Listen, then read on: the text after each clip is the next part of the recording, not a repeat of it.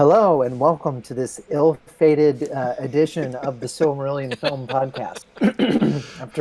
After many trials and tribulations, I'm Yes. your co-host Dave Kale, finally here, and amazingly, I am also joined by Corey Olsen, the Tolkien professor, and Trish Lambert, the Tolkien matron. But I think basically by an act of manway at this point. We have got layers. I mean, we got like layers of technology coming at you. Yeah. in this I'm using the backup systems of backup systems right now to route everything through, and we're just gonna hope it's gonna hold out. So a wing and a prayer. off we go. Yeah. Sorry. Apologize. Having all kinds of issues. But there we are. So okay. But we are undeterred. We are undeterred. We are undeterred, and off we go. So, speaking of being undeterred, so one announcement today that I have to make, but it's a big announcement, and some of you might have heard me make it earlier this week, but it's still kind of a big deal, and that is our new program. Signum University is preparing to launch a brand new program called Signum Path, and I even have our homepage for that somewhere or other around here. There it is. No, that's not it. It's somewhere or other. Hang on. It's behind something or something like that. But here it is. Oh wait, I know where. I know my problem. Hang on. I gotta do this other thing. Zoop and zoop. Okay, here it is. So, Signum Path, our Signum Path program is a new program that Signum has developed, in which we're beginning here very soon. And the purpose, the goal of the Signum Path program is it's a professional development program for folks who need help with what we call your foundational skills, the kinds of skills that are really useful everywhere, like better communication, better verbal communication, better writing skills, better interpersonal skills, the kinds of things that will help you in literally any career that you are a part of, but which there are really kind of surprisingly few professional development resources for. And of course, which I'd mostly get taught in the classes that you were probably discouraged from taking too many of when you were in school. So, because they're useless, Anyway, so this is the Path program. We just, as I say, we're just announcing this week. I'm really excited about it. We've just posted pages on LinkedIn and Facebook. So I encourage you to go like the pages. Go like the pages. Yeah, go like the pages. Exactly. Yeah, and comment. And share with your friends. I'm going to be starting. If you want to hear I'm not going to take up more time here talking about it in too much detail. But if you would like to kind of understand a little bit better the rationale and sort of the thinking that has led me to this program, I just published my first article in a series that I'm doing there on LinkedIn yesterday, and I'll be posting the next one soon. And so you can check that out and sort of follow along as I kind of explain what my thinking has been on the humanities and business, and how we can do the humanities better, and all these kinds of things. So more on that as we're coming along. So you can check out that article. You can go to and like our pages, and we're going to have more information for you soon. We hope to be able to announce our official course schedule and course registration very soon. So it's really exciting, because it's a really new thing. I mean, yeah. I mean, it's Signum going into the workplace, basically. So yes. It's really cool. Yep. Yeah, breaking some pretty new ground here. So yep.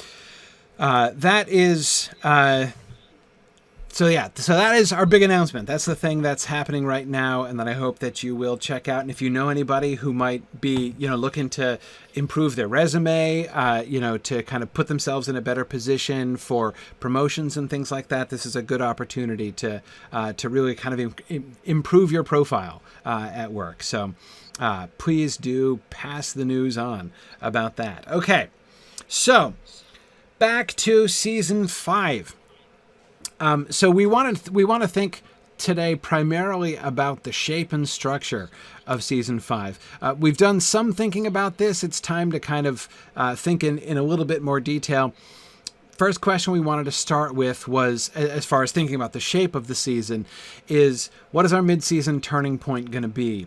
As our slide will tell you here, we've done this for all of our previous episodes. We had the destruction of the lamps in season 1. We had the trial of Melkor in season 8, which of course brought in then the unrest of the Noldor, leading down to the darkening of Valinor, ultimately at the end of season 2. We had the burning of the ships in season 3, right, which was really the point of no return for Feanor, and where we divided the first, sort of the rising action with the falling action kind of there. And then in season 4, we had the Dagor Aglareb as the real kind of central point there in season 4. So in season 5, what's the mid-season episode going to focus on? Here's my primary thing, is that I think that the closest parallel, it seems to me, for the structure of season 5 is season 2. And I primarily say that because it feels to me like this season should be divided in 2 halves chronologically, in ways that we haven't done. Like, although, the burning of the ships and the destruction of the lamps were climactic points, which really were a hinge point for at least one of the major characters, and certainly an indicator of sort of a new act of the action there. In season 2, the major gap that we had really was between when the elves were traveling across Middle-earth and when the elves were in Valinor, right? So we had like the Balerian half and the Valinorian half of the season.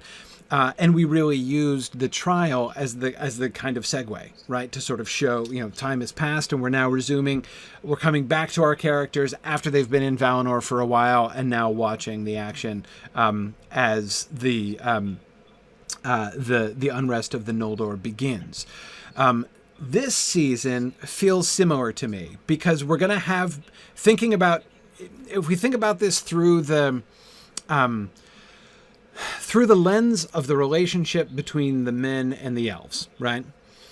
We have the first half of the season, which is going to be establishing men in Beleriand, right? What kind of roles do they play? Where do they take up? How are they related to the elves? So we're going to be setting things up, right? Setting up the relationship between Beor and Finrod, setting up, the people of Hador in the north, setting up Haleth and the Haladin, right? So we need to set up those things, and then we have to have sort of, I don't know what, like the ultimate deployment of those things leading up to the Dagor Bragollach. So by the time of the Dagor Bragollach, of course, we need, the people of Beor in place there in Dorthonion, so that, Barahir and Beren can be left over there afterwards. We need the people of Hador set up in Dor-lómin so that they can be participating in the battle and be part of that whole thing. But I think there's going to be sort of a gap in between. So if we break, it's not so enormous a break as season 2, right? Where we had the whole Middle-earth journey, and then we had, but subsequently in Valinor, right? It really felt like sort of a different chapter, which we included, and it was connected to the first half of the season, but those 2 halves of the season were sort of fairly disconnected. This feels to me like a kind of minor league version of that.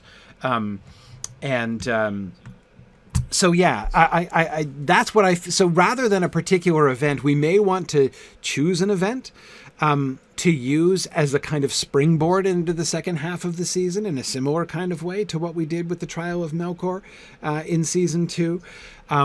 But actually, I'm not even sure that I feel like that itself is quite so necessary, because we're not going to have a sort of massive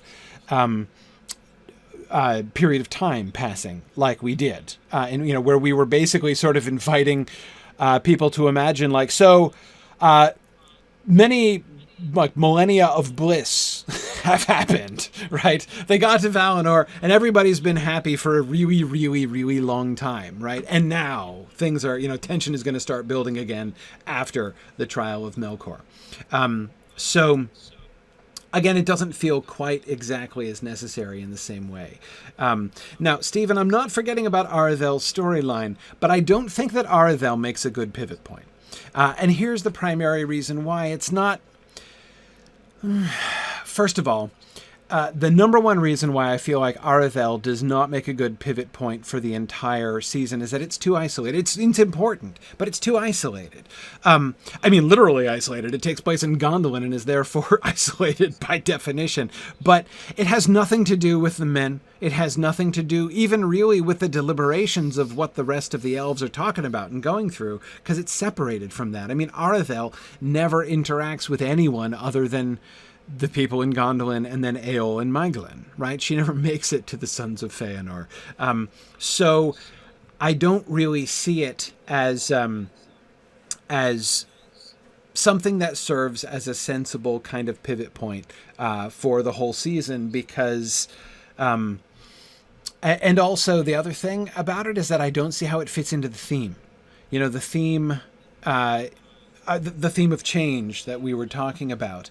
Well, you know, the death of Arathel, that doesn't bring in change exactly, right? I mean, you could say that the arrival of Maeglin in Gondolin, you know, the incorporation of Maeglin into Gondolin, is sort of a harbinger of very bad change to come, but not in this season, right? So, you know, again, I have sort of a hard time with that. Yeah, I mean, again, Rhiannon, I can see in some ways Arathel's death is a turning point, but again, for everybody, for whom is it a turning point? I mean, maybe for the viewers, we could probably contrive that, but again, the story of Arathel and Eol seems to me fundamentally isolated from the rest of the story. We can establish parallels, we can make it work, but I just really don't see it as like something that the whole season really kind of hinges on in that way. I'm really interested in the idea of having the Athrobeth be the midpoint, but I'm not sure how that conversation... Yes. I mean, you know, I'm kind of like, it's going to be a waiting for Godot kind of conversation if, you know, I mean, it's not action-packed. Yeah, not action-packed. And I'm not sure how that makes it, you know, there's not a turn. I mean, how, as you say, we can make it happen, I suppose. But I'm just... Yeah, I mean, okay, so, I mean, I'm not saying, you know, some people are reacting as if I'm saying the death of Arathel isn't a big deal. Of course it's a big deal. And Marie, you're right, it does introduce a pretty big change for Arathel personally, but although Rhiannon, you doesn't have the far-reaching... Yeah, exactly. I mean, you can say things like things are going to go downhill for the elves after her death, sure, but not because of it, right? I mean, it's not actually like the trial of Melkor was a big deal for the elves, right? That sets the stage for everything that happens in the whole second half of that season. So is the ship burning, in a way. So is the ship burning, right? Yeah, exactly. Well, and the thing about Arathel, this is the season that men show up. So, I mean, it's not an elf-centric story anymore. And I suppose that's another reason why maybe the Athrobeth or something that involves men and elves, to me, would make a better midpoint of this season. Yeah. I'm not sure what it would be. And what I like about your suggestion, I'm not sure how practical it is, because, of course, as you're pointing out, like, I mean, it would seem deeply ironic to say that so far every turning point that we've had has been a pretty exciting one. I mean, it's not that it has to be by definition an action sequence, you know, but... Right. But it's kind of the eve before Finrod goes off to battle, right? Right. I mean, it's like a definitive moment. So... to have it just be like that time when Finrod has this conversation that really changes his mind about stuff works for me thematically, but dramatically speaking, thematically it works. Dramatically, it's pretty tame, right? You know, I mean, like, it's not really must-see TV, is it? No. Finrod having tea with Andreth, in which she's kind of upset and he sort of learns something, is not like, I know. That's not. I mean, it gripping. is. You know, it is useful in the sense of this conversation really sets the core of the abstractness of humans versus elves for the rest of the series. You know what I mean? But it's so philosophical, and it's not. You know, No, he could be interrupted every few minutes by like, an urgent messenger or right. Right. That's exactly what we want to. We want to take this thing, which we believe is the thematic core of the season, and just make it more exciting by continually distracting from it. Yeah. Yeah, that is kind of. But I mean, that's the thing. It's like, I don't know. I mean, my feeling about it is, it just feels like we should have some man element to the midpoint, but I just don't know what that would be. That I definitely think that too. It has to be. I mean, I feel like if it's not something that, again, think about some of those other turning points. One of the things that our turning points have tended to have in common is that there was something of a, like, they had something of a crossing of the Rubicon kind of element to them, right? Once the lamps are destroyed and Melkor is basically out of the closet, right? Like now, the conflict is inevitable. So like the war to begin all wars that is going to happen in episode 13 of season 1 is inevitable from that turning point on, right? It's just a question of when we're going to get there and how we're going to get there. Melkor's release, right, out into the wild among the Noldor, it's inevitable that he's going to cause trouble. The question is just, how is that going to happen? And of course, that trouble culminates in episode 13 with the darkening of Valinor, the ship burning, right? The ship burning again is another Rubicon crossed, right? With the destructive, sort of manifestation of the destructiveness of the Feanorian oath and all of the problems that it is causing and has already caused. It's the culmination of the kinslaying, and it's the it sort of sets the stage for the things that are going to come afterwards. In season 4 with the Dagor Aglareb, and also with, as people are pointing out, the kinslaying reveal happening at about that time too. That the Dagor Aglareb is interesting because the Dagor Aglareb is sort of the first example that we've had of a positive event. Right, our first 3 were all disasters at the turning point. Right.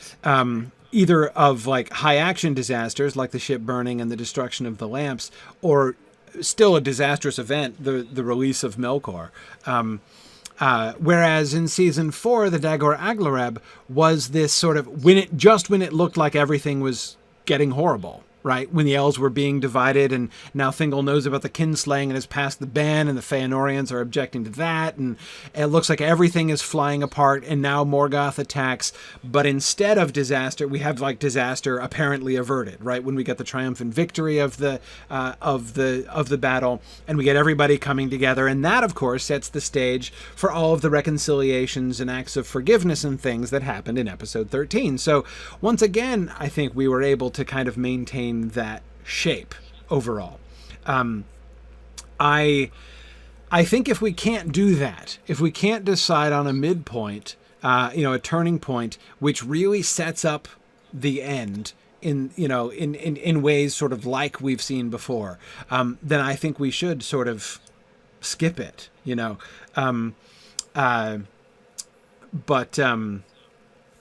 anyway, yeah, I maybe I am. Yeah, I don't know. Maybe I'm saying we don't have a midpoint. Hey, which means maybe we do put the Athrobeth there, essentially, and have a sort of gentle midpoint. Instead of having a climactic shift, in the middle, a dramatic shift in the action. Right. Maybe we have this sort of gentle change, right? Change of mind, change of perspective. And Finrod was the one that we had been saying last time might perhaps be at the center of that. Yeah. Well, yeah. And I wonder if somehow, if we do that, because I'm thinking about the Dagor Bragollach and what happens with Finrod there might be something we do in the conversation with Andrith that is a foreshadow, or you know what I mean? We could be creative with it. I mean, I don't want to the Athrobeth is the Athrobeth, but of course, so I'm thinking, because that's kind of what you're talking about, with the other midpoints. Of course, they're much more dramatic than what we're talking about here, but it's kind of like what comes after follows from the midpoint, right? I mean, there's consequences. What the events of the midpoint, the rest of the season, there are consequences, like you could go back and say, okay, that's the point where this kind of is the root cause of, I'm not saying it very well. Anyway, so I'm wondering if somehow in this conversation with her, there is maybe something, because he goes, doesn't he bury her, right? Saves his life. And, yes. Yeah. And we were definitely... And he swears an oath to him, doesn't he? Yes. Finrod swears his oath. And we were kind of thinking about that as... when we were thinking about Finrod as kind of, in some ways, the center, perhaps, of Season 5, or at least the center of this whole change theme that we were developing. Right. We were thinking of working in his oath to Barahir as sort of the climax of that. Right. Thread with him, that it starts with his discovery of Beor, right, and his invitation of Beor to come join him in that sort of theoretical, like the way that we had talked about the initial invitation of Beor and his people back, like he's the Valar inviting the elves back to Valinor, right? That's right. Inviting them to come to the land. Andreth is from the House of Beor, right? Yes. Exactly. So we have the Valinorian impulse, exactly, in Finrod at the beginning. And then Finrod himself changes, and what he does is embrace change. In this way, Chris Graham was suggesting one of the other really logical moments for a turning point at the middle would be the death of Beor. So like the funeral of Beor would be a really interesting kind of turning point. And especially if we made the Athrobeth kind of not ancillary to that, as if it were totally secondary, but as a sort of a consequence of that, like basically Finrod contemplating the mortality of men, right, and what this means and everything. That certainly could be inspired by but for the God's funeral. sake, can we not have a look on his face like Legolas had after Moria, yes. Please? Yes. No, not exactly. How many, I know we don't have to adhere to this, but in the book, how many generations are between Beor and Andreth? Do you know that? A few, but I'm wanting to. I mean, I still think that Andreth should be the bridge between the two halves. I don't think the two halves need to be separated by that much time, necessarily. Right. So we can compress that bit in terms of her relationship to Beor, right? Yeah. Yeah. Exactly. And I know that Andreth is old when the Athrobeth happens, but she needn't be. Like, that is, we don't have to have that later. We can shift things there if we need to. No, Rhiannon, I'm not saying we have to compress. I'm saying I want to compress. I'm saying I think that our story will be better if we compress, is what I'm saying. Because we don't want that many characters. We need to make sure that if we just start our show as a catalog, right? Yes, we can show minor characters. Yes, we can have people die off, born and die off stage or whatever.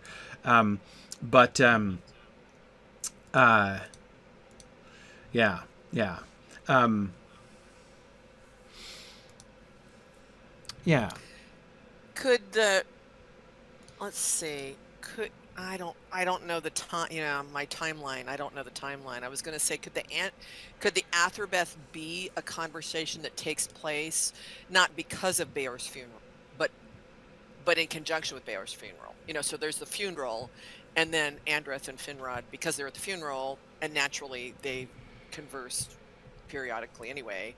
They have a conversation. I mean, just the mortality of men. Yeah. Having just had this funeral of Beor seems like it would be a psychological moment for some for that topic to come up. You know what I'm saying? Yeah, exactly. And as Chris is pointing out, it would also emphasize the changes in Middle Earth since the sun rose, which is one of the major purposes of the theme, right? as Chris suggests, the elves really start to feel the passage of time with the death of Beor. Like, it's not only they're coming to grips with human mortality and trying to understand what this means, and what is sort of the plan of Iluvatar in this whole mortality business with the humans, but it's also it's also the way that they are perceiving that Middle-earth is different, right? It's not just the humans that are different. It's Middle-earth that is different. They themselves are changing. They feel it. And that this could be a time, right? But here's the other thing.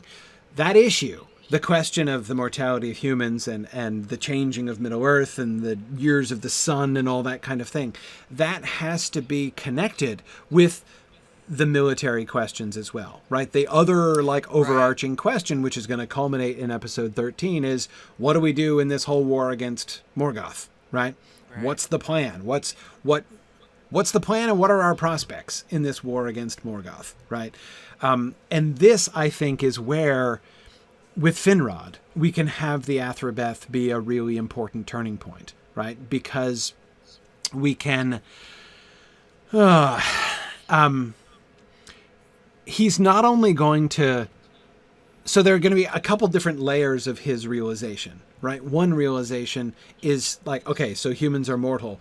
But also, it's not just that humans are mortal. It's that Middle-earth is changing. The rate of change in Middle-earth is accelerating, right?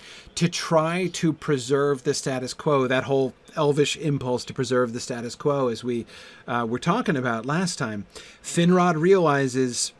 that's not only pointless, it's futile, it's counter to the way that Middle-earth works, right? If they're going to live in Middle-earth, that means change. And that has huge implications for the overall Noldorin strategy in Beleriand, right? Because ultimately, the Leaguer is a status quo kind of thing, right? The whole philosophy of the Leaguer of Angband is... we can hold Morgoth and his forces in here and therefore preserve the status quo, right? Many people will be thinking, that some will argue against this, but many will be saying we can't defeat him, right? We can't destroy Morgoth and like raze Angband to the ground. So that's a change. That would be a pleasant change, but it's not possible, right? There are only three options, right? Either they defeat Morgoth, or Morgoth defeats them, or they maintain the status quo, right? And so, theoretically, as Finrod is having his process over the course of the season where he is coming to recognize change in Middle-earth, what he could be coming to recognize is that maintaining the status quo can't happen. And therefore, the insight that he would have is the Leaguer is doomed. The Leaguer is doomed. I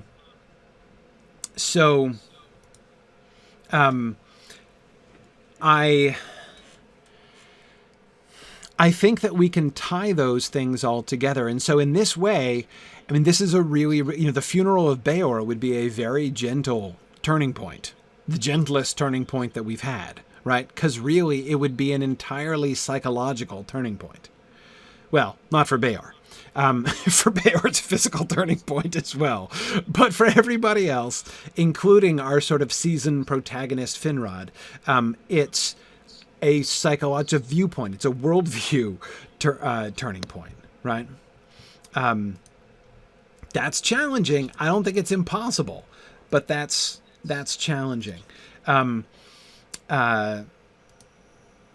Yeah, exactly. Marielle says funerals are full naturally of rites and remembrances of beliefs of the afterlife and things. So, it would make a thoughtful elf reflect on the question of mortality. Absolutely. And Maria's reminding us that the Athrobeth is meant to happen in the wake of a funeral, not Beor's personal funeral, but one of the people of Beor's funeral. Yeah. And he is really old when he dies, so she could be like late middle age. She still could be. No. When I say, I don't mean she needs to be like 70 or like 80 or whatever. Right. I just mean we don't we don't have to worry about having the right. It's fine. We don't have to wait until much later. Right. And I do definitely want to have. Someone was asking earlier, does this mean that we want to move the Athrobeth to before she falls in love with Ignor? Goodness, no. No. That's absolutely essential in the Athrobeth. Absolutely. Yeah.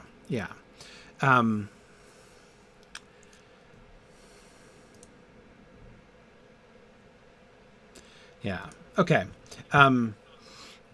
Yeah, that's what I was thinking, Rhiannon. Having Andreth right after Beora would be compressing like 100 years from the timeline. Yep. That's right around what I was thinking. I think we have more than that to spare, honestly. Yes, and Chris, you're right. Beor's death would also be a signal that the older generation of men is now passing. And also, if Andreth is still around, right, if she is our bridge between the two halves of the season, then when we come back in the next episode and Andreth is now, significantly visibly older, right, then we have a built-in cue for the fact that time has passed, right? Yeah. Marie, No. yes, I do think that it would mean that Ignor and Andreth's falling in love would be pre-midpoint, and people dying would be post-midpoint. If we could make it work, I would still love for Andreth to survive the Dagor Bragollach. Even if she has to be super old. She comes from a long-lived kindred. Right. I would love for Andreth to survive the battle. Why is that? Because I think it would be fun. I think it would be fun for her to outlive Ignor. Is one of the things that I think about that. Good enough. But yes, exactly, Nick. She should outlive Ignor. That's exactly what I want. Yes. Mariel, she should fall in love with him when she's young. Absolutely. No, I'm totally imagining a young Andreth falling in love with Ignor. No worries. And then time passes, right? And it's the whole... Well... It would be kind of sadly ironic if she outlives him, right? Yeah, really sadly ironic. Yeah, it would be awesome. Yeah, I think we talked about that before, didn't we? Yeah, we did. We did. Well, especially when you think about like the way the rest of the season's being structured, which is, I actually really like, I really like this idea of the funeral as the midpoint, just because it's really different. It's a clear signal to both the characters and the viewers that like things are happening. We talked about this last time, like this idea that like the theme of the season will be change, and the idea that like it's the arrival of men is like what really cues that like things are kind of sort of accelerating in some sense, but it's like it's where the elves really start to notice that like, if when they stop and look around, that things are changing, in ways that they maybe previously hadn't really wouldn't have necessarily noticed. But when men that they're friends with grow old and die, it's like, oh wow. Yes. So yes. I think this is a great idea, and then I think like a sad reversal of that would be to have Andreth outlive Ignor. Yes. Yeah. Yes, and she doesn't have to outlive him by a whole lot. I don't see dragging poor Andreth all the way out until the near ninth or something. But yeah, just after, like, basically, I think like what I really want from Andreth, and I'm not sure. I think there's more that I want from Andreth, but I'm not sure exactly yet all what it is. But I see Andreth as basically, okay. No, what I am seeing is Finrod and Andreth, the two of them, like the two of them who have the Athrobeth, right? Who hold that discussion together. They are the two central characters of the whole season, right? Andreth being the representative of men and Finrod being the representative of elves. The whole theme of change and staying the same and dealing with change and dealing with not changing and struggling with the idea of how do the two kindred, how do the two kindreds of the children of Iluvatar coexist in this world? Like, those are the questions. And Finrod and Andreth are our two characters who are the ones wrestling with this, both together, right, in the Athrobeth, and separately through their own experiences, right? So one of the reasons that I want Athrobeth, one of the reasons that I want Andreth to survive the battle is not only for the sake of the irony, which I think is sad and beautiful, but also because I want her to be the point of contact for, like, I want her reflection, her perspective. I want to be hearing her reflections on the Dagor Bragollach. I want her to be transmitting, like, the human response to the Dagor Bragollach to our audience. That's great. You see what I yes. mean? And I think that both of them, both Andreth and Finrod, can have a really interesting trajectory as far as where they go in their relationship, in their relationship to change, and in their understanding about how all this stuff sort of works together. Yeah. Marielle says she does want Andreth to outlive Aignor. She just doesn't know if we want geriatric Andreth still mooning over Aignor. No, I think that by the time Andreth is geriatric, even before his death, she's reconciled to the non-consummation of their relationship. Like, she doesn't necessarily cease to love him, but that's one of the things that is one of the really subtle psychological dramas of the Athrobeth, is that her love, there is a strong risk of her love. You can hear it at a bunch of places, of her love turning to bitterness and anger in the Athrobeth. And it's one of the things that Finrod is dealing with, and dealing with really gently in the Athrobeth, is one of the things that I find most beautiful about it.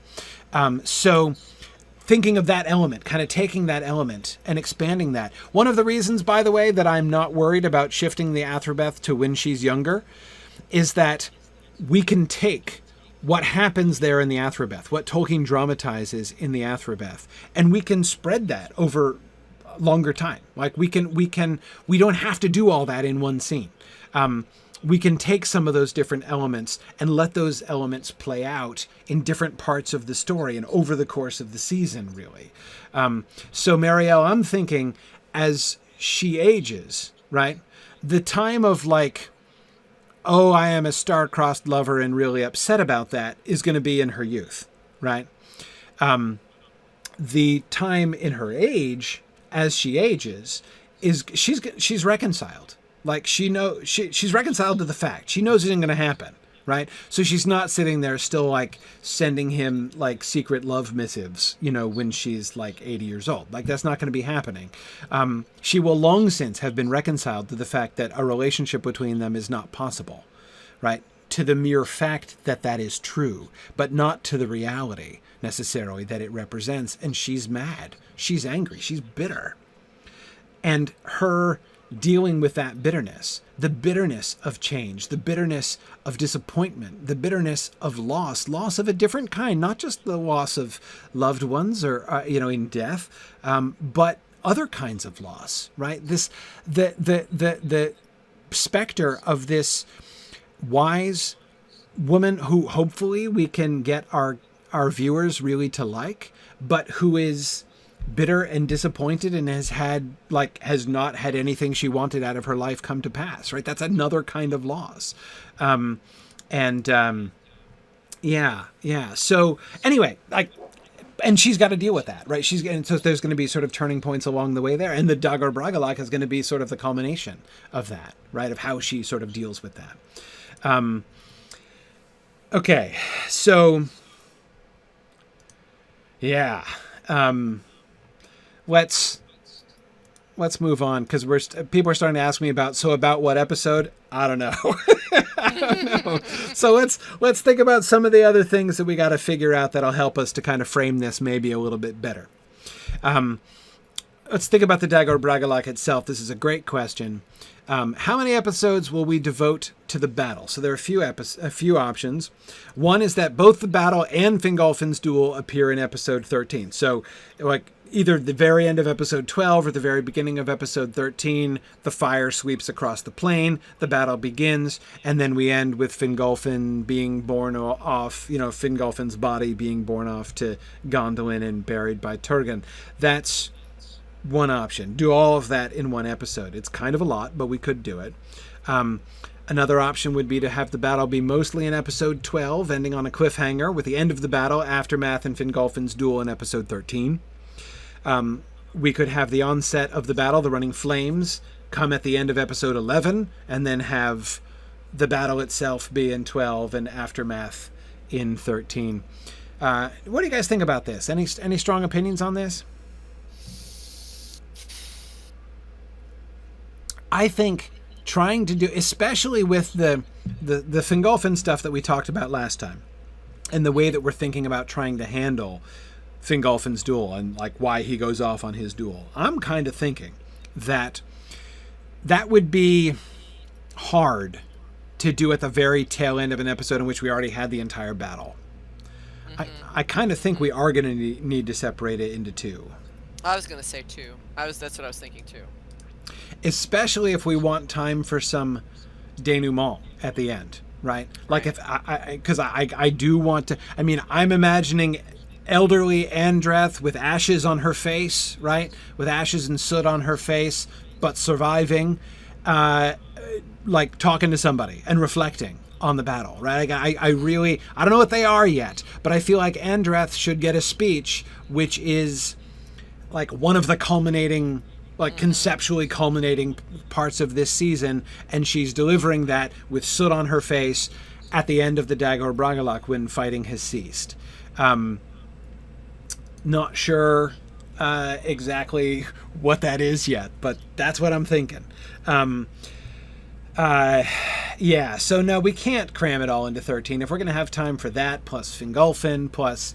and I don't think we need to... Well, actually, okay, so hang on. Let me go on to the next bits here. That is the summary of battle events and of aftermath events. So we've got the flames run out across the plains. We're going to need the deaths of Aignor and finally of Angrod. We are going to need the inability of the Feanorians or Fingolfin to reach Dorthonion, so we're going to have to show how the forces have been divided. We're going to have deaths. Deaths among the people of Beor, whether or not Bragolas is the person doing it. We need to have the death of Hodor, maybe of Gondor if we don't cut him already. And we need to have... So we're going to have important humans dying all over the place. And we need to have Barahir rescuing Finrod. That, of course, is going to be a crucial point.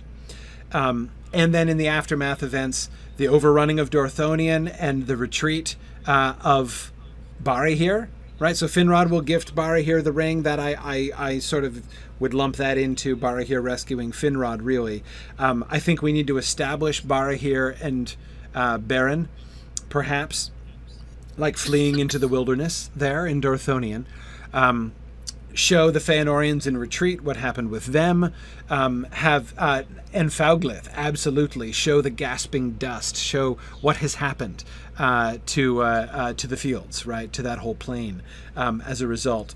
Showing the spreading of the desolation of Morgoth there into the south. Certainly. Marielle is thinking that maybe Andreth's speech sort of prefigures the Turin story. Not suicide, but death is a gift because it's an escape. Ooh, that's really interesting. That's really interesting. Very interesting. That's dark, but I'm not opposed. It'll be interesting. Okay. Yes, Nick says it would be especially powerful if Andreth made her speech to Finrod after he has left the battle. Yeah. Very cool. So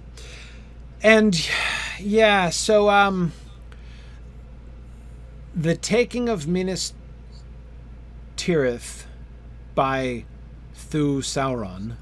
I don't know if we want to do that in this season. I think we might do that next season. I think we do that next season. Yeah, I think we do that at the beginning of next season, because then we have the establishment of Sauron in Minas Tirith and the kicking out of Sauron from the former Minas Tirith in the same season, right? We can help to set up Sauron as the antagonist in the Beren and Luthien story if we establish him there in Minas Tirith there at the beginning of season 6. So let's do that. Let's do that. Yeah. I don't think that need to be too much ground, Nick. The taking of Minas Tirith by Sauron can be accomplished pretty quickly. I'm not too worried about that, time-wise. Okay. Anyway, so yeah. Yeah. All right. 2 episodes. Let's see what we think as far as, do we want the sweeping flames to come at the end of episode 11 or at the beginning of episode 12. It's going to depend a lot about what happens in episode 11 as to whether or not that makes for a fit and shocking culmination to that episode, or if it would just feel like a non sequitur. Let's see how episode 11 shapes up before we... What did I say? Did I say it wrong, Rhiannon? End of episode 11 or beginning of episode 12 is what I meant to say. Yeah, so let's just hang on to that and see what happens in episode 11 before we get there. Okay, so we've got 2 episodes then for the Dagor Bragollach, so that's pretty clear. Okay, so then thinking about sort of other events here. So many events that happen around the end of the Dagor Bragollach. Do we wish to include them in the final episode or save them? Sauron captures Minas Tirith. I already talked about that. Later. Orodreth retreats to Nargothrond. Later. I say later. We can pick... the fact that Orodreth is there can be established when we go back to Finrod. I mean, we could always have Finrod meet up with him. I mean, Finrod is going to be involved there in episode 13, so that's possible. But I think that's... We can have Orodreth just there and going off screen with Finrod, and then later on in season 6 we establish that he's in Nargothrond. The arrival of Celegorm and Curufin in Nargothrond. Okay, so Nick, I'm willing to say that I think we could have Sauron take over Minas Tirith and establish that antagonist at the beginning of the season without impinging too much on the story of Beren and Luthien. I am not sure that we can do that and the arrival of Celegorm and Curufin. That's a little bit more challenging. But I think maybe we can do it. In any case, I'm game to try. So I think that we should. I think that we should do Celegorm and Curufin later. I'm kicking the can on Celegorm and Curufin, mostly just because I don't want their arrival in Nargothrond. It's not a culmination of this season's action. It's a setup for next season's action, and so as such, I'd rather keep it in season 6 if we could swing it. Emeldir and possibly geriatric Andrith, with her leading the women and children refugees from Dorthonion to Brethil and Dorloman. Yes, that's a this season thing. See, that's a perfect example, contrasted with Celegorm and Curufin, where Celegorm and Curufin's arrival in Nargothrond is only important for season 6. In season 5, who cares? The sort of trail of tears that Emeldir and Andreth would be leading there, that's the culmination of season 5, right? That's one of the things. In fact, I can even imagine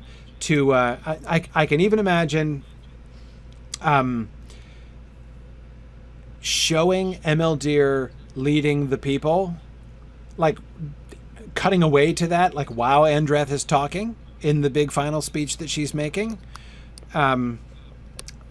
I don't know that she's with them. But anyway, I don't know. We'll see.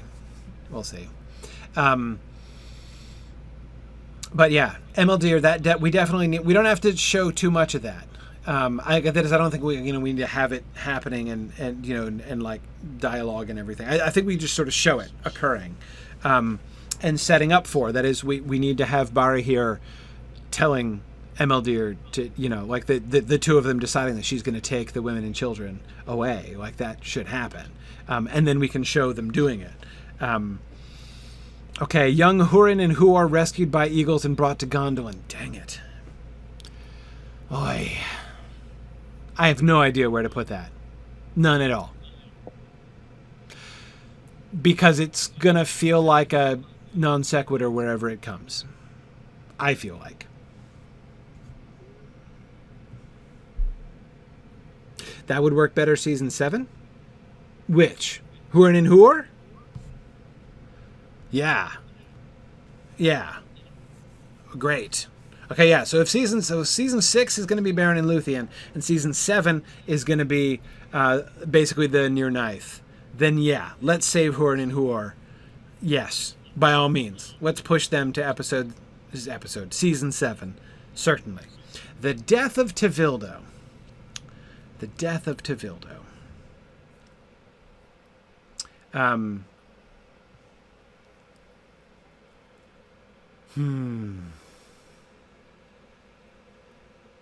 First of all, Nick, would we have to monkey with the chronology very much? Yeah, we would.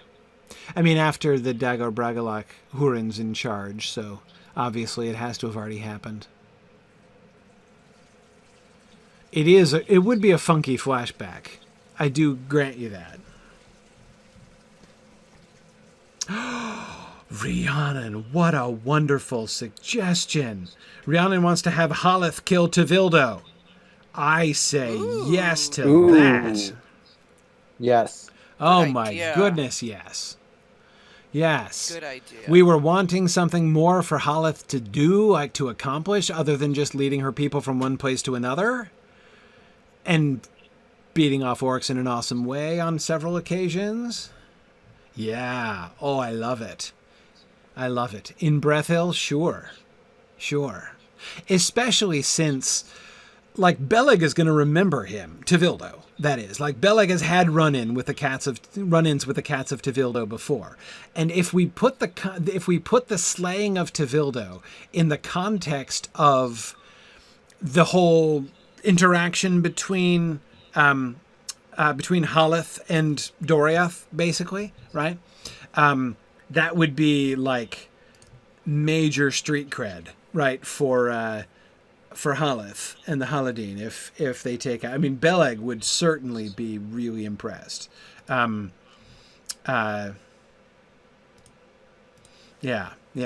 Stephen would like to have Beren kill him in season 6 during his one-man guerrilla war. I hear that. That's an attractive option too. But see, like for Beren, so okay, here's the thing, Stephen. Beren gets spiders, right? I mean, he's going to be able to establish his awesomeness, A, by surviving, but B, by fighting like Shelob and company. He can't kill Shelob personally for obvious reasons, but like he could like kill like all of Shelob's brothers or whatever, like on his way down, right? So he already has some boss fights, like, you know, in his future there, conceivably. So whereas Haleth, we were wanting something for her to do, and it is true that Tavildo is becoming increasingly superfluous. You don't think that killing Shelob's big brother is much of an accomplishment? Dude, I don't know. Besides which, do I want to be playing heavily upon parallels between Samwise Gamgee and Beren? Oh, yes, I do. Right? So, I already have penciled in to make a big feature of Beleg fighting spiders, and to be doing all kinds of things that are going to have some excellent payoff on the stairs of Cirith Ungol many years down the road. So I kind of have my heart set on that already. But yeah, so I think for that reason, we wouldn't want to have Beren have another boss. Anyway, yeah. I know that Beren is Frodo in that scenario. I totally get that, Stephen. But he's also Sam, too. I mean, there are also parallels there as well. Anyway, I agree. Sam is more Luthien and Frodo is more Beren. But still, I think we can establish. We will have lots of opportunities to establish Beren's awesomeness. But Haleth, I wanted more stories for her, and I'm loving that idea. So let's see what we can do with the death of Tavildo, because I agree, it is pretty much time. We are going to be killing off lots of bad guys in Season 6, Maria. I mean, we're like Sauron's whole crew. He's going to lose his entire crew, right? I mean, we've always known Thuringwethil was going to die, though we have no idea how. Tolkien doesn't mention it, right? We don't even get introduced to her, and like we only get introduced to Thuringwethil posthumously in Tolkien's writing, right? But anyway, we knew we were going to do that. We needed to do that for Luthien to be able to put on her bat cloak and fly to Angband. And Draugluin, of course, is we know is going to be killed. So yeah, it's going to be pretty bad for Sauron's whole team goes down. So when Sauron goes off into hiding, he's on his own, right? When he flees off into the distance, he's now isolated and alone and will always be alone. I mean, even the Witch King is really no more than a junior assistant. Nothing like Thuringwethil, even like Draugluin and Tavildo necessarily. Okay. All right. Yeah. Okay. No. Love the Haleth versus Tavildo idea. I think this is fantastic. She's gonna hunt him down. She's gonna hear. They're gonna warn her. I think Beleg is gonna warn Haleth that these woods are often haunted by this monstrous cat and his sadistic, comrades. And she's going to take that as a challenge. She's going to hunt him down. And then the next time she meets Beleg, she's going to have Tavildo's pelt nailed to a wall and say, "You mean this one?" Right? That's, I think, kind of more or less how this is, how that's kind of going to go. That would be pretty great. That would be awesome. I love it. And I think there's plenty of potential making this fit into Haleth's story as a whole. Okay, great. I think this is awesome. Stephen says, is she the ancestor of Bjorn? I think we can make her look a lot like that, actually. She doesn't have to actually be directly Bjorn-like, but yes. Haleth is a bad enemy, right? Just like Bjorn. A good friend, but a bad enemy. Okay, so we're definitely going to turf Hurin and Huor to Season 7. I think we've got to, Nick. I get the flashback problem, but where are we going to fit them? We can't do it here. I mean, can we do that in this season? In Season 5? When on earth would we do that? Here's the only excuse I can think of is if we want a Gondolin check-in. Right? Because we're going to be mostly done with Gondolin by the time we get to the death of Arthel, right? And Maeglin's establishment. Until we get until Fingolfin's corpse arrives in Gondolin in episode 13, we don't really have any excuse to check in with Gondolin and what's going on with Gondolin. So we could take Hurin and Huor as an excuse and do them in an episode in the second half of this season as a way to bring Turgon into the whole elves and humans and change happening discussion. Because goodness knows that Turgon, I was citing Turgon as one of my examples as the extreme end of the preservationist impulse among the elves, right? I think of all of the elves, he's the most resistant to change. So it might be worthwhile to take an excuse to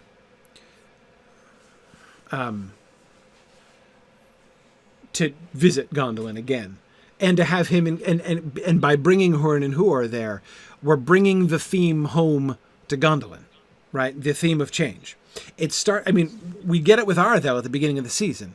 And again, this can be one of the sort of beefs between Aredhel and Turgon, right? She sees this impulse towards mere preservationism, this let's try to recreate Valinor and kind of preserve this in amber here within the Valley of Gondolin. And she's like, this is not only not what I signed up for, but I don't know. Yeah, okay, both Marie and Rhiannon are voting for season 7. It might well. We do have Nick's flashback problem, that it would be a flashback. Conceivably, we could do it not exactly as sort of as a flashback. We could just have it as, it could be a bottle episode. It could be episode 1 of season 7. Episode 1 is just, it starts with Hurin and Huor in the wild, and we don't know who these young men are or why they're important, and then they're taken up by eagles, and yeah, exactly, a step back, not a flashback, Marie. And then we have the whole story, and then at the end of the episode we sort of flash forward to Hurin in Dor-lómin, the ruler of his people there at the beginning of season 7. That's what I'm thinking, right? It's not exactly a bottle episode, Nick. It's not precisely the right phrase. I just wanted to show off that I knew what that phrase meant, but I misapplied it, so that pretty much undermined my position there. Oh well. If there's one thing I am, it's like hip to TV writing terminology. Okay. I was impressed, Corey. Thank you. Yeah, I said kind of undermined it, but that's okay. Yeah. By the way, I think that would work really well, actually, and that's a fairly common device to use. Right. To do that kind of a back in time at the beginning of a. Yeah. Okay, I agree. All right, so fine. So we can save that for season 7. And look at that. I already did the work of figuring out how we incorporate it into season 7. So isn't that helpful? But that doesn't get us very much further along towards our outline of season 5. Okay, so let's think about elves versus men. In season 2, the majority of episodes were elf-centric, but 3 of the 13 were still Valar-centric. What should be the balance between elven men, dwarven storylines in season 5? How many of our episodes will be elf-centric versus episodes that are men-centric with a mortal protagonist? Right. In other words, like, are we presenting Beor as a character in Finrod's story? So my answer is, yeah, I think that this kind of connects back with what I was suggesting about Andreth and Finrod, right? As being the two they are the two primary protagonists. Not exclusively, because of course we need at least a couple Aredhel episodes, right? Where she at least features. If she's not the complete focus of those episodes. So, yes, but Beor should be a character in Finrod's story. But Finrod and Andreth sort of meet equally. And several, like Aignor is a character in Andreth's story, essentially. I would be fine with that. I would be fine with Aignor and Angrod and the lot of them becoming essentially characters in Andreth's story, as we begin to focus in on the storyline of the men and the elves, and some of the elvish characters can kind of fade into the background a little bit as we focus on this sort of new spiritual / metaphysical drama of, like, now there are humans, and what does this mean? What does this mean for elves? What does this mean for men? But even more importantly, again, as this is the theme of the season, what does it mean for Middle-earth, right? Like, what does this tell us about, like, Iluvatar's plans for Middle-earth? You know, like, what kind of conclusions can we draw from that? Yeah. I can understand the impulse to have the season be elf-centric with the humans being characters in the elf stories. But I find myself resistant to that idea. Here's the main reason I find myself resistant to that idea. I am totally on board with the theme of the season being change.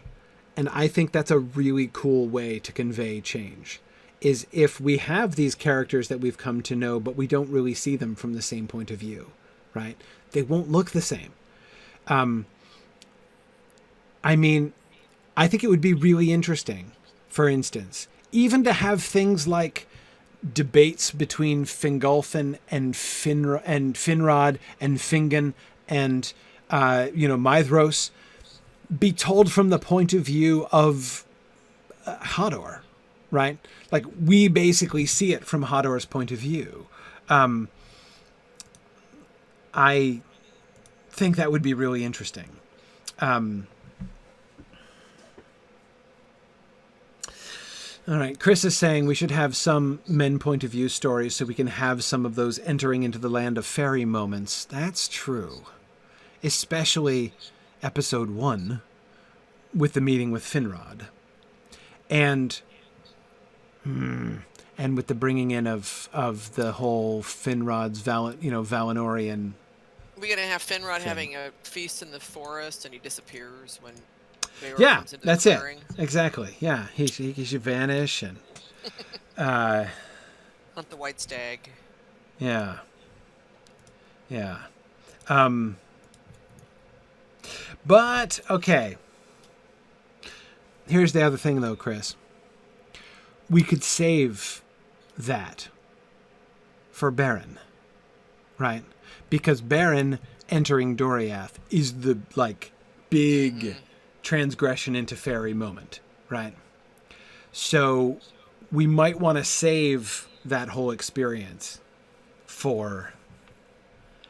There'll be elements of it. Like when there's gonna be an element of even somebody like Hodor, peer of Elven Kings, right? Even somebody like Hodor sitting there at council with the great elf lords, there's still going to be there's going to be some impulse to fanboyism, right? I mean, there's going to be some impulse to hero worship there.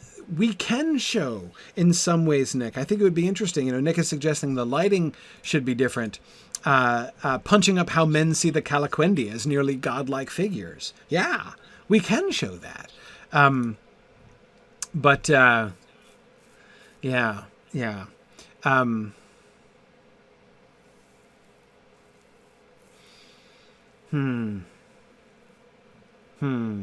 Okay.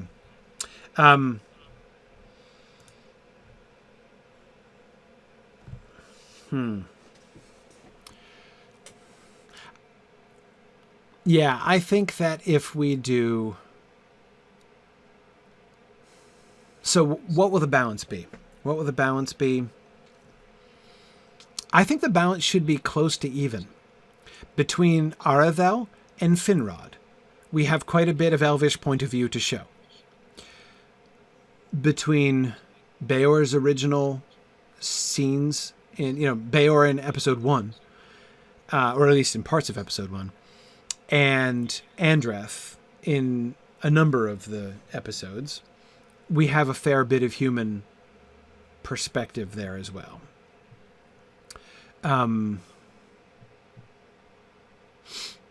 Yeah, so I'm having a hard time coming up with numbers because I'm still too vague on stories. I don't really know for sure how long it's going to take us to do each one. You know what I'm kind of thinking? I'm kind of thinking of wimping out. Does this sound good to you guys? Do you like the idea of wimping out? Here's what I'm thinking about wimping out on. Yes, I do like this. What if? Because see, last season, we did discussion of themes and storylines first, and then we did the episode by episode, right? Mm-hmm. What if we wimp out and we wait until after we discuss the storylines to make the outline? Because I still feel like I would need to talk through each of these storylines more. I mean, we've said some general things about how we kind of want to do more with Haleth, but I would really want to sit down and say okay, what's Haleth's character? What's Haleth's story? Right, what are going to be events in Haleth's story before I can really say how many episodes are we going to want her to span, you know? I'm not even sure how many episodes I want Arthel to span, honestly, because I can see us doing that, you know, kind of extending that or compressing it in a couple different ways. When exactly in the season should Andreth fall in love with Aignor? How should that progress? And how does this relate to more elderly and angry Andreth later on? I'm not really sure.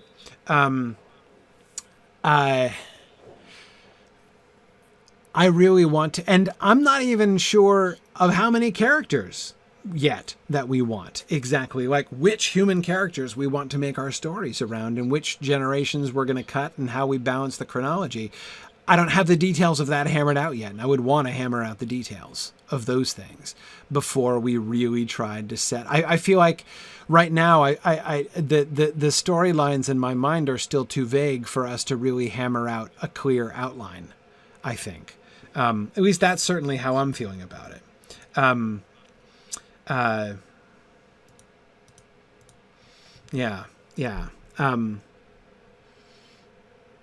Chris, I think it would be interesting to have an episode that shows both an elf's and a man's point of view. Chris is thinking of a main character, man and elf, are on a mission together, or you know, they're doing something together and they keep seeing things differently. That would be really interesting.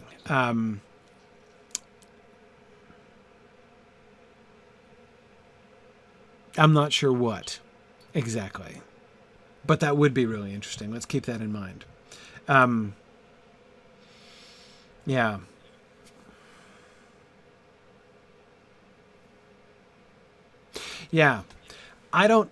I'm finding myself like categorically resistant to trying to determine like the length in episodes of each of these individual storylines until I work out the storylines more. I'm definitely wanting to talk about the storylines more before we arrange exactly what the episodes, episode by episode, would be.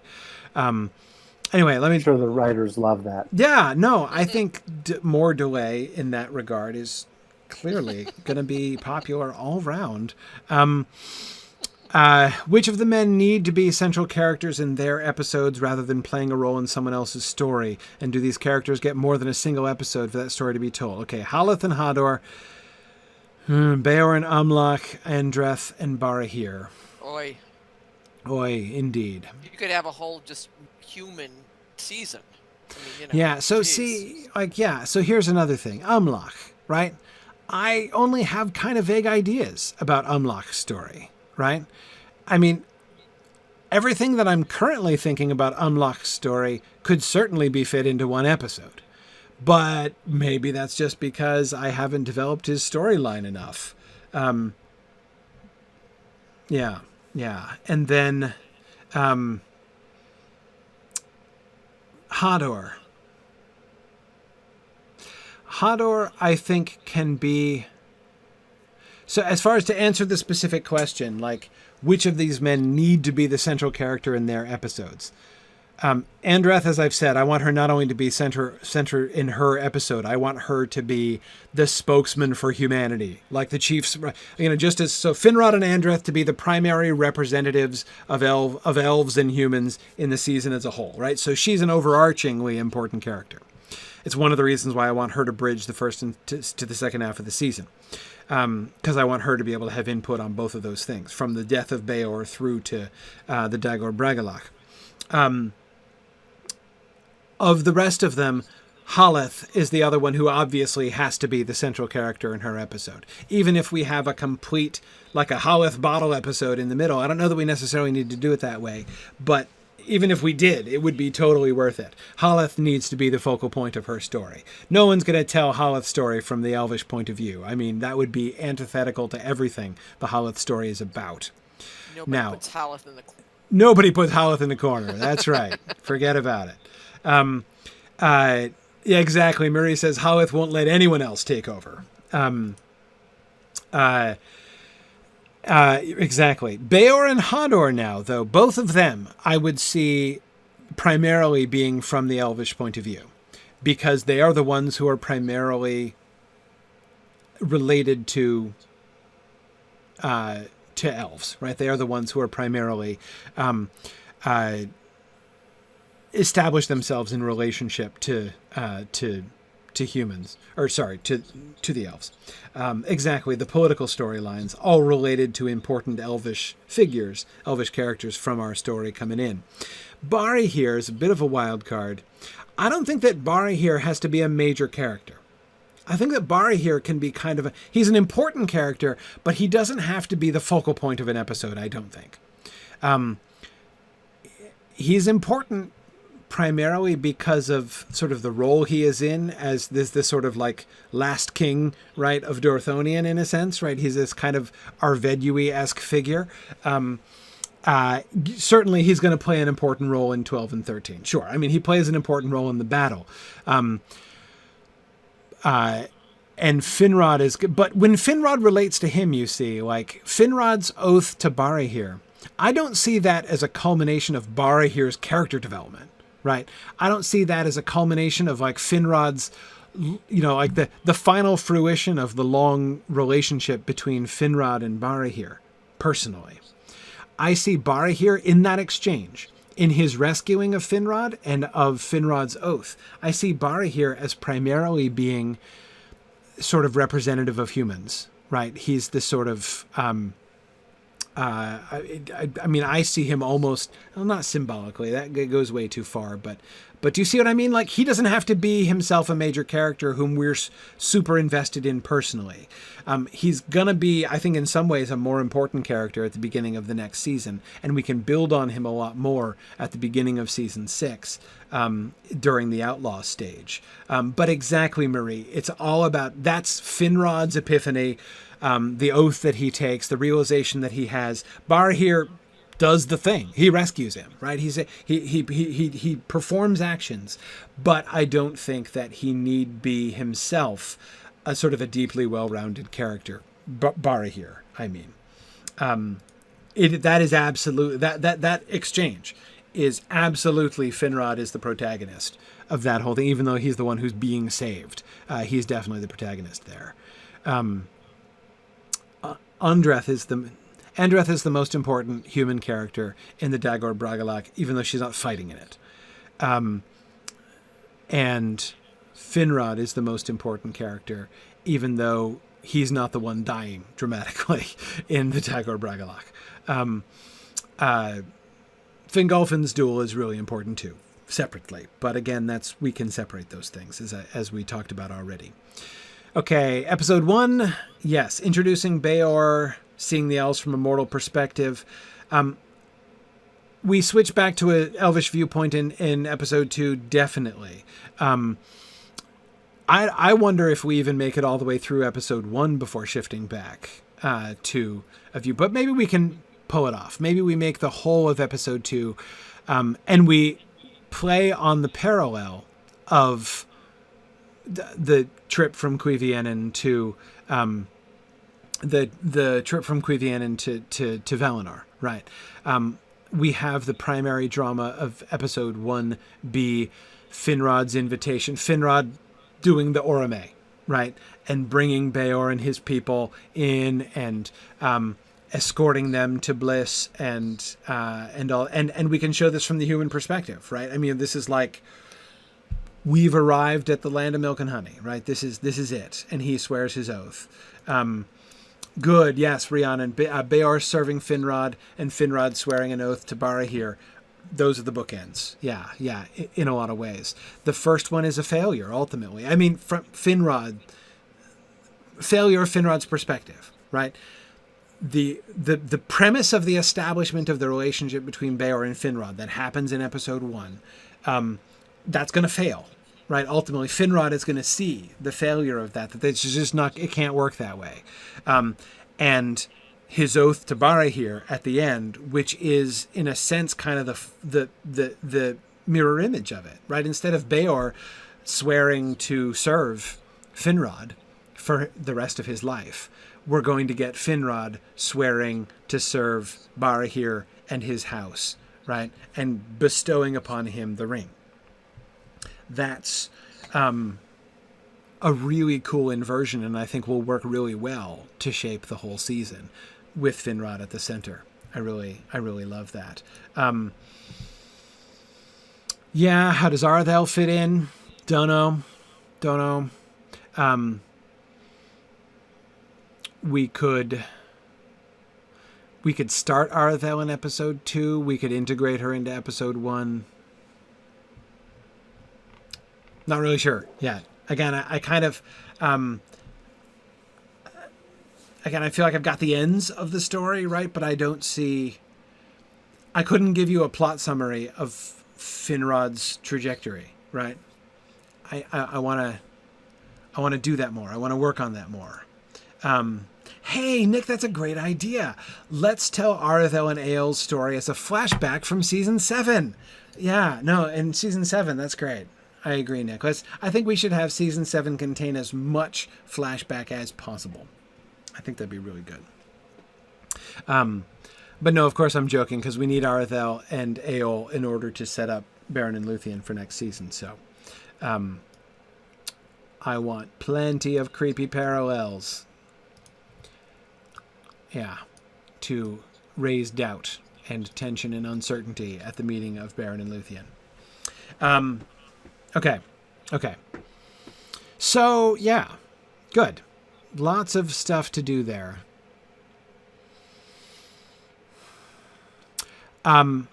Here's my suggestion. I would love to see. I know that some of you guys, some of our writers and contributors on our discussion boards are definitely thinking about, have ideas about episodes and how we could space this stuff out. Would love to see suggestions. I would be really interested to review. When I say, kind of teasing myself and accusing myself of wimping out, I don't actually think it is wimping out. I think wanting to know where we're going with the storylines before we make an outline is actually probably good sense, if I could accuse myself of that. But anyway, I'd be really interested to hear the kind of thoughts that you guys have about that. I'd be willing to review some of that, some of your suggestions for outlines, and to see, how we think that might work. That might be a fun thing to do next time. Certainly in our next session, we will also talk about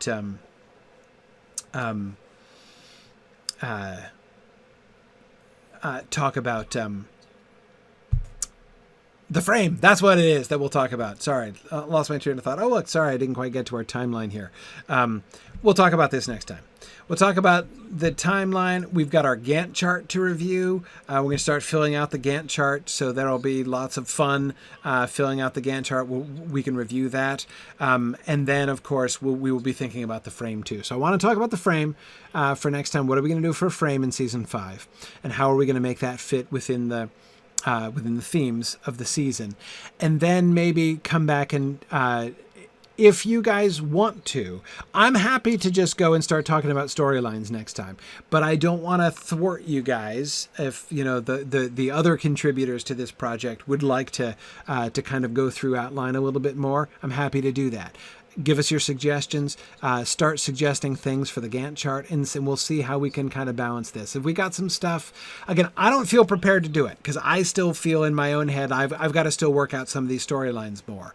But I'd be really interested to hear and talk about some of your suggestions, and that might help me to flesh out the storylines more. So anyway, so I'm definitely open to discussing some of your ideas and suggestions next time, and of course and I definitely want to talk about the frame and see what we can work out for frame for next time. So that should give us plenty to do in our next session, which will be on Thursday, May 7th at 10 p.m.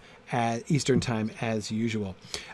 Thanks, everybody. Thanks again for bearing with us. My apologies to everyone who's listening to this asynchronously, that this is a bizarrely short episode. That's because I had technical difficulties for like an hour at the beginning of this session. And all of the people who have been contributing right along here in the live discussion were like there for the whole time, waiting for us. So really fantastic. Anyway, Thanks, everybody. Thanks for joining us. And I will say, as always, thanks for listening, and Godspeed. Although the theoretical budget of our hypothetical blockbuster may be unlimited, the production budgets of this and the rest of our fun alternative educational projects are unfortunately not. If you have enjoyed joining our production team, please consider donating at signumuniversity.org/fund.